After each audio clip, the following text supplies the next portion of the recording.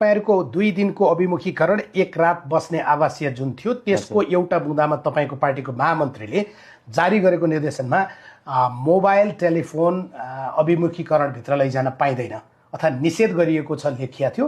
तर तपाईहरुको हल भित्र त यहाँनिर क्यामेरा भएका चस्मादेखि लिएर मोबाइलले सेल्फी खिच्ने या त्यो मोबाइलमा मस्त भएर उता नेता के बोलिरहेको छ नदेख्ने यो नयाँ राष्ट्रिय स्वतन्त्र पार्टीको अभिमुखीकरण होइन। यो चाहिँ क्याम्पस पढ्न आउने सरले उता पढाउने अनि के भने जस्तो थियो। तपाईहरुको जुन अभिमुखीकरण भयो नि हजुर, त्यो अभिमुखीकरणमा चाहिँ सरहरू अनुशासित विद्यार्थीहरू चाहिँ अनुशासन नभएका जस्तो भयो रे। किन त्यस्तो भएको?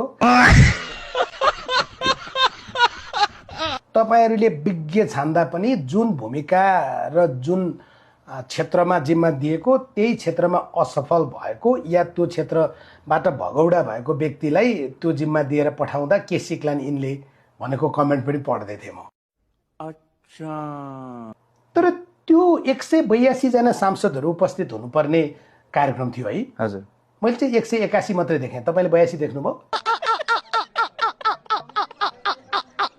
परेन, किनभने तपाईको सभापति त राष्ट्रिय स्वतन्त्र पार्टीको या यो पटक त्यहाँ उपस्थित भएका या नभएका 182 मध्ये 3 वटा संसदीय निर्वाचन लगातार जित्ने त्यो पनि एउटै क्षेत्रबाट उहाँ मात्रै हो हैन।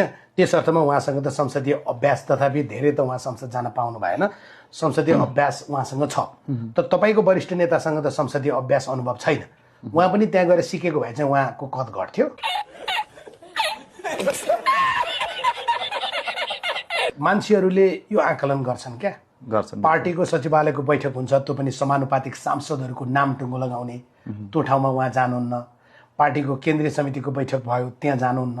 पार्टीले ठुलो अभिमुखीकरण गर्यो जो जरुरी छ त्यसमा पनि उहाँ जानुहुन्न।